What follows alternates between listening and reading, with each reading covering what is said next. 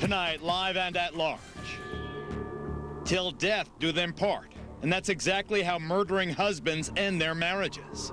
Most of the things that we've been locating have been body parts. The arrest of the suspected butcher. We were able to catch up with him. They were able to apprehend him early this morning. And Lotto fever is burning up Oregon. Anyone can win the multi-million-dollar Lotto jackpot. But what happens when the winners go on a 4-month bender and then really lose control? They'll be having sex out in the open, they'll be partying, they'll be urinating, defecating. The Lotto binge. Then,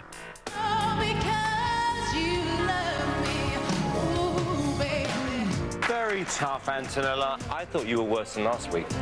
America again disagreed with Simon, so the sultry songstress makes it to round 3. But is her success driven by talent or TNA? Tonight, Lori Dew reports on rising stars and the sexy skeletons in their closets. Plus, stylish and young, turning heads in tight jeans and designer shades, giggling, smiling, strutting their stuff from behind bars, probing the bizarre tale of the Barbie bandits. So stand by. We're live and at large and around the world.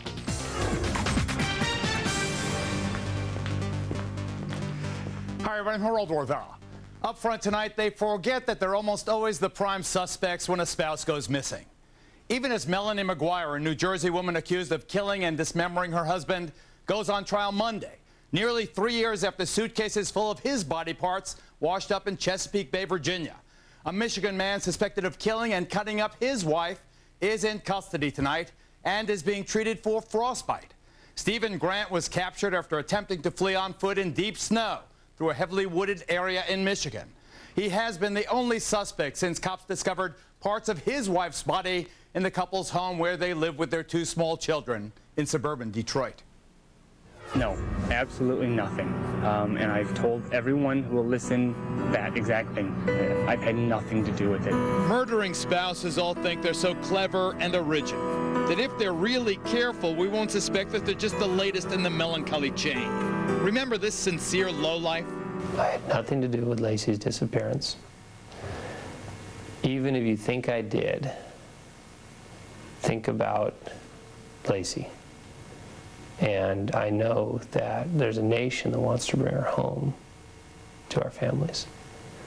Okay, so you can think what you want to be. You can question my moral character, question how I've acted, if it's been smart, if it hasn't been. Obviously, I'm not media savvy, so I've made some mistakes. But Lacey's missing. She needs to be home with her family.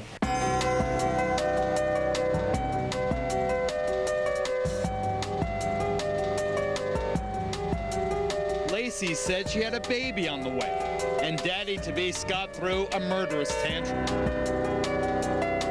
When Pamela Smart's husband didn't live up to her expectations, she didn't let him live at all. After Nicole cut him off from the family, OJ cut short her life. And fed up with her cheating man, Clara Harris committed murder by Mercedes. For people who don't have good coping skills, they blow and they can cross over that line. Interviewed by our Phil Keating, Robbie Ludwig, a psychotherapist, is the author of Till Death Do Us Part, a book about spousal homicide. Assess O.J. Simpson as the control killer. He was somebody who was psychologically and physically abusive to his wife. O.J., the control killer, obsessively micromanaged Nicole. And after she tried to finally end it, he ambushed her with a knife and asserted ultimate control. Because he couldn't tolerate her leaving. That's not the way he designed the relationship. Not everybody in America who has an affair ends up having their spouse murdered. So you would call Pam Smart the narcissistic killer? Yeah, that's an example of my husband's no longer reflecting my beauty, my special, my valueness. So kill him off. Greg Smart was an up-and-coming rock star. Pam wanted to be his queen of rock, but Greg gave up the life to become an insurance salesman, and Pam couldn't take it. She wanted a new life where her life could feel good all the time, where someone could recognize how special she was. Pam was a teacher in a school system where the students treated her like a goddess. and she soaked up all the attention and turned it to her own murderous purposes. So like many women, because of their physical strength, they very often go to hire a hitman, and she got this student to kill her husband. Clara Harris, you would call her the abandonment killer? Right, betrayal, abandonment. She is somebody who was madly in love with her husband and really felt that fate brought her together with this man. But Clara's husband, David the dentist, was cheating on her. When her husband had an affair and left her, she was left with feeling of complete and utter worthlessness. This loving wife was then driven over the edge by jealousy and betrayal. She was in pain. The only way to get rid of the pain was to run over him several times. But I don't know if she knew that she was killing him. I think during that time she probably thought that she was just punishing him. Assess Scott Peterson as the pregnancy killer. Pregnancy can raise a lot of issues for men. Sometimes I feel like they didn't plan the pregnancy, they don't want a baby. Scott was recklessly immature and capable of murder to stay that way. It was as if Lacey was telling him no. You have to grow up, pull it together, we're gonna have a child. In that moment in time, he felt like, I can't live like this. It's either you or me, and he chose himself. So apparently did Michigan's Stephen Grant. This is Macomb County Sheriff Mark Hackle. We were actually able to find other remains of Tara Grant. Very difficult for us in law enforcement and for the family to have to deal with this situation, understanding, you know, this horrific murder that her husband had caused in this situation. As investigators probe whether Grant has another love interest, or if others helped him cover up his horrific crime, what never ceases to amaze is how these murdering spouses so arrogantly believe that we'll believe them. Nothing I could have said would have made her leave me and the kids for this long. She wouldn't do it. I know her. We're confident that he is probably going to be spending life in prison as a result of murdering his wife, Tara Lynn Grant. I hope so. Cops discovered the dismembered body of another woman washed ashore this very afternoon on a beach in Westchester County, New York. Once the poor woman is identified, I'd start by looking for her husband or her boyfriend. Now to Texas, where a 17-year-old has just been arrested for doing one of the most low-down and ignorant things imaginable. Cops say he was videotaped teaching his 2- and 5-year-old nephews to smoke dope. Molly Line reports. Geraldo, the word police used to describe this video is repulsive, and it fits. It shows 2 teenagers pushing pot on 2 little kids, one of them a toddler. In the video, a 2-year-old and a 5-year-old are seen being pressured to take puffs of marijuana while the suspects sit by laughing. They call the boys potheads and ask them if they have the munchies. Now, those 2 teens could spend a long time in jail. 18-year-old Van Swan Pulte and 17-year-old Demetrius McCoy, the children's uncle, are facing felony charges, 2 counts each of injury to a child. Police may also charge the 16-year-old they believe shot this video. Police in Watauga, Texas tell us this video was found late last month when investigators looked into a string of local burglaries they believe Pulte and McCoy took part in. 26 years in the business, I've never seen anything quite like this at all. Adding to the shock, this video was shot in a home directly across the street from an elementary school. And police believe it's not the first time little boys have been pushed to smoke pot. How extensively they'll be affected is tough to say.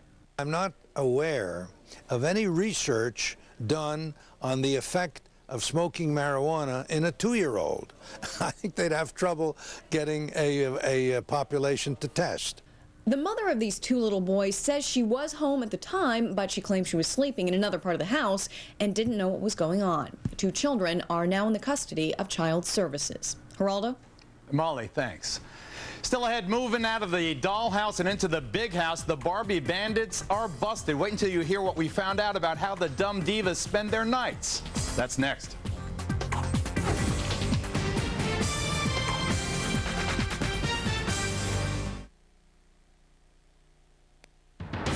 The captioning for this program is brought to you by... Can an odor-free cream stand up to your back pain? You bet if it's Aspirin Cream. Maximum strength and odor-free. Arthritis pain stopped? You bet if it's Aspirin Cream. A desperate husband. You find my wife. She's in danger. A protective new mother. Is there some reason going home doesn't feel safe to you? 3 Katrina heroes. We managed to survive hell on earth. They don't know where they're going. All they know knows they have to get there first. What is going on is a secret, illegal cross-country road race. Am I supposed to believe any of this? Where's my wife? Drive, a new series next month on Fox. She had a terrible cold. Terrible. I was in pain. I couldn't sleep. Migraines, mysterious stomach aches, flu, asthma. Cold, strep throat. I got a lot of sicknesses. I'm always looking to see what kind of medication I can take, what category it is. Now we're on WebMD all the time. To find the right doctor. Check my prescriptions. I had hives one time, and it was like, what am I allergic to? Organized information. Medically reviewed. So we trust it. I don't need millions of answers. Just one good answer. WebMD. Better information, better health.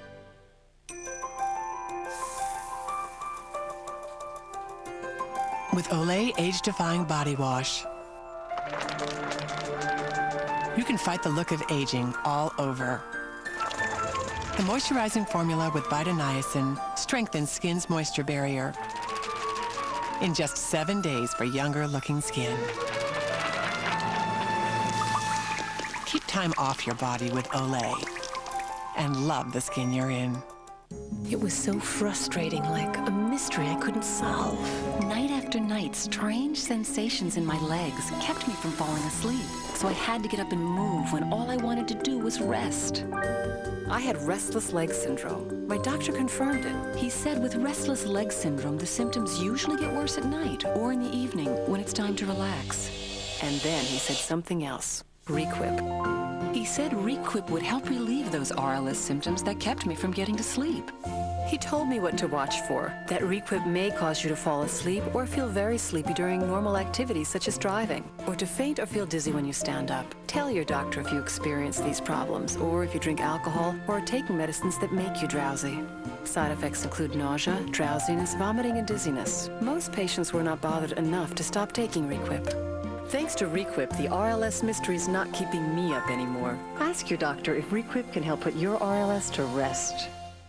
It's Idol Mania week on Fox and Friends. He's a jerk. From her bickering with Simon to cheering on the contestants, Paula tells Brian what's really going on behind the scenes. Monday, don't miss part 1 of this Fox and Friends exclusive. Are students shackled by the school system? Do teacher unions cause corruption? The former Secretary of Education reacts on Hannity and Combs. Plus, finally at rest, are we any closer to the truth behind Anna's death? Greta investigates on the record. Now we go to the modern-day Thelma and Louise, who probably spent more time dressing for their big bank heist than they did planning it. Lori Dew investigates the Barbie bandits. It seemed like a tale of innocence lost in a reckless flash. I would think that's crazy. That's what neighbors in a Tony, Atlanta suburb said last Tuesday, after 2 of their own allegedly robbed a Bank of America branch. They handed one of the tellers a note of the man for cash, and the teller complied, and they left with an undisclosed amount of money. Within hours, the entire country had seen the surveillance photo of the so-called Barbie bandits, disguised only in sunglasses and smiles that seemed to suggest immaturity and inexperience. At the swanky hair salon next door, workers were mystified. Don't the girls here have plenty of money, usually? Usually they do. Mom and dads work hard and the kids benefit.